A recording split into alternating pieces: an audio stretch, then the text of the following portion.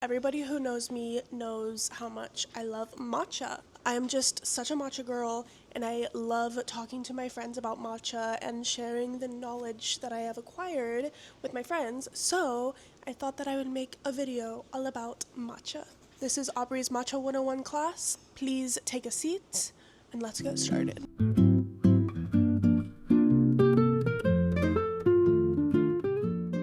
Okay, first I am going to put a little disclaimer. I am obviously just a white girl who loves matcha. I do not have the cultural background of drinking or being around matcha. I just really love it and I love researching. There are plenty of Asian creators who talk about matcha, make matcha content, and they obviously are a lot more knowledgeable about the culture. So I will have some of my favorite creators linked in the description of this video. Please go check them out. Watch some of their videos, learn a little bit from them, just like I have. Also, if I say anything incorrect in this video, please feel free to correct me in the comments. I would love to learn more. I'm always learning. Okay, let's get into it. So everybody has seen matcha. Matcha is obviously very viral at the moment, and it has been for a little while. So I'm sure you probably think, oh, I know what matcha is, but then you think about it and it's like, what is matcha? Do I really know? It's just this green drink that everyone's drinking. Matcha is actually a variety of green tea, and it is made by harvesting the young green tea leaf, and then it is milled into a super fine green tea powder. Typically, tea that is cultivated specifically to become matcha is grown in Japan. There are so many matchas on the market, and they vary in quality, in taste, in color. They're just all so different. If you've tried multiple matchas, you know. Good matcha is really good. Bad matcha is really bad. Let's talk about how to prepare matcha.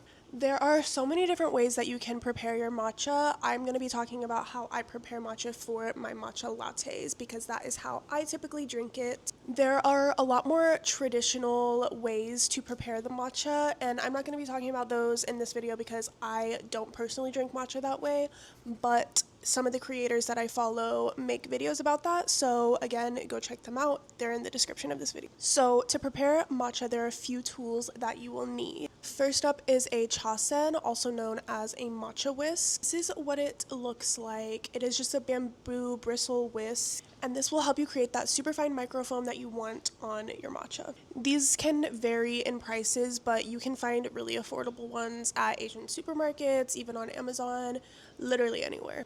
If you are going to make matcha at home, that is the #1 tool I say you need. You cannot be whisking your matcha with a normal whisk. You can't be whisking it with an electric whisk. It's just not going to turn out as good. The next thing you're going to need is a chawan. This is also just known as a matcha bowl. If you don't have one of these, you can use just a regular bowl, but again, these vary in prices. You can get some for a pretty affordable price. I like to get one with a spout on it because it makes it really easy to pour into my latte. And then you are also going to need a little sifter to sift your matcha powder. This is to make sure that there's no clumps in your matcha. Because it is such a fine powder, it can clump up really easily. So you always want to make sure you sift your matcha.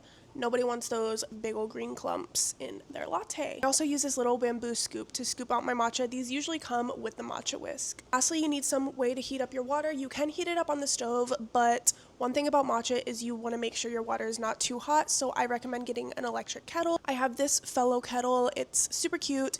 It's not a necessity to get a fancy kettle like this, but just make sure your water is not too hot when making matcha.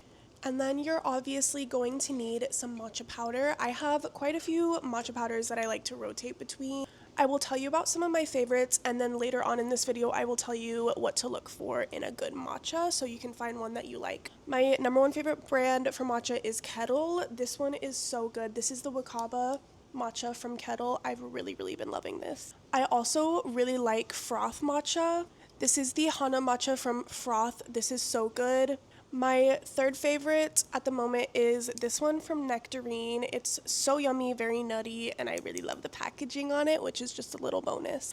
Like I said, there's so many matcha brands. Each one has different flavor profiles, different tasting notes, and you will definitely find something you like by trying a bunch of different matchas from different brands. I will have some links to some of my favorites in the description of this video if you want to go check any of those out. but those are the three that I will recommend for now. This is how I like to prepare my matcha for my matcha lattes. First up is heat your water. I know I mentioned that you don't want your water too hot. I like to heat mine around 170 degrees Fahrenheit.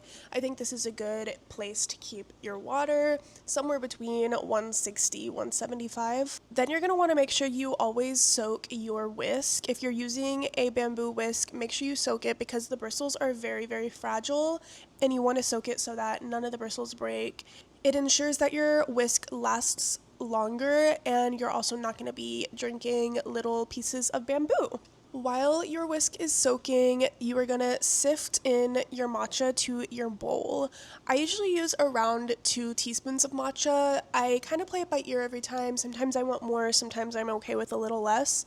But I just kind of eyeball it, use about 2 teaspoons. Sift that into the bowl, and then it will be this beautiful, super, super fine milled powder. And then you're gonna pour your warm water onto your matcha. I use about 2 ounces of water, but I again just kind of eyeball it. I feel like I'm pretty good at eyeballing at this point, but if you want to measure, I would recommend 1 to 2 ounces of water. Now you're going to start whisking your matcha. You're going to want to whisk in M motions. You don't want to whisk it too hard because again, the whisk is super fragile and the matcha just doesn't need to be aggravated that much. You can just whisk very lightly, but in very quick M motions. You're going to whisk it until you see a microfoam and there's no more clumps in the matcha. It should be really smooth, creamy, and if you whisked well, you should have a little microfoam on top of your matcha. Okay, so now that our matcha is done being prepared, like I said, I usually drink it as a matcha latte, so I will add it to a cup with milk and whatever sweetener I want to use. I really like using homemade vanilla syrup to sweeten my matcha, but lately I've also really been loving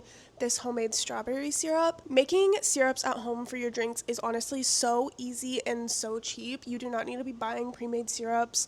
Just make them yourself. They last a while and it's really easy, and then you can customize the flavor to literally whatever you want. For my syrups, I usually will use equal parts sugar and water and then add whatever flavoring I want. So for vanilla syrup, I just add about a tablespoon of vanilla bean paste. And then for the strawberry syrup, I do the equal parts sugar and water, and then I add freeze-dried strawberry powder. There are so many ways you can make strawberry syrup. You can use like a puree, fresh strawberries, you can do so many different things, but I like using the strawberry powder because I feel like it doesn't go bad as fast as using fresh strawberries, but it still has the fresh strawberry taste. So I use equal parts sugar and water and then about a tablespoon of the strawberry powder, and then I boil that. Let it boil for a few minutes and then take it off of the stove, add a little bit of vanilla bean paste, and then you're good to go. So to prepare my latte, I add just a little bit of sweetener. I don't like my drinks too sweet, but I still want to taste the flavor. And then I pour milk on top. I am a whole milk girl and I really like getting a high quality local milk. It tastes so much better getting a high quality milk, especially if you're drinking cow's milk. So I recommend looking at your quality of milk, and if your drink doesn't taste super, super good, that might be why. And then after I pour my milk in the glass, pour my matcha on top, stir it up, and there's my matcha latte. Okay, now that we've discussed how to prepare a matcha, let's talk about finding good matcha. So I know I mentioned a few of my current favorites already, but I want to dive deeper into what to look for in good matcha. One of the main ways you can tell if the matcha is going to be good is by looking at the color. I'm sure you've heard, but if it's a bright, vibrant green, that is a good sign. If it's gray or brown at all, it's not going to taste good. It's not going to taste good. So if you go to a coffee shop and you see the matcha looking a little sus, not very green, don't order it. It's not going to taste good, I promise you. If you are at a coffee shop and you want to see if the matcha is going to be good, what I like to do is I also will look behind the bar and like try to find where they have their matcha, and if it's stored in a clear glass see-through container, it's not good. You do not want to store your matcha in a container like that. It will oxidize very, very, very quickly and the taste will be really bad. If somebody says their matcha tastes like fish, that's probably why. So a lot of people say always look and see if their matcha is ceremonial grade, and this is something that you can look for, and there's a lot of discourse about this out there, so sorry to offend anyone. But based on what I have learned, ceremonial grade matcha is not a thing in Japan, and it is very much like a marketing thing that is very Western. So a lot of places will put ceremonial grade on their matcha, and people will just assume that that means it's great quality, and that's not necessarily the case. Ceremonial grade is not really a real thing. I'm not saying ceremonial grade matcha is bad, because usually the matchas I like say they're ceremonial grade, but what I am saying is just because something says ceremonial grade does not mean it's going to be good. Pretty much anybody can throw that label on their matcha and you will be fooled that the matcha is going to taste good when it probably doesn't. So all I'm saying is don't just look for the ceremonial grade label when you are looking for a good matcha. I will have an article more about this topic in the description of this video if you want to read more about that. Another thing you can look for is what region of Japan the tea is from.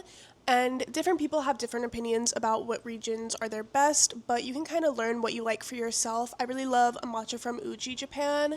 So I know if I see Uji, Japan on a matcha, it might be something that I would lean towards. The last thing that I like to look for is when was the matcha harvested. So the best quality matcha is usually going to come from the first harvest of the tea leaves. So I know based on my experience tasting different matchas, I typically like a matcha that is from the first harvest. So I like to look for that whenever I'm drinking matcha. Okay, that's all I have to discuss about matcha today. I hope this answered some of your questions, and I hope you go have a great matcha today. Let me know if you guys have any more questions. I would love to answer them in the comments. And again, if you have any further knowledge about matcha, I'd love you to comment anything you know, because I love learning more. It's one of my favorite things. I love drinking matcha, love looking at matcha, I love smelling matcha.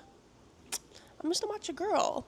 What can I say? Also, feel free to leave your matcha powder recommendations in the comments. I'd love to try some more out. Okay, that's all I have to say. I hope you guys enjoyed, and I'll see you guys in my next video.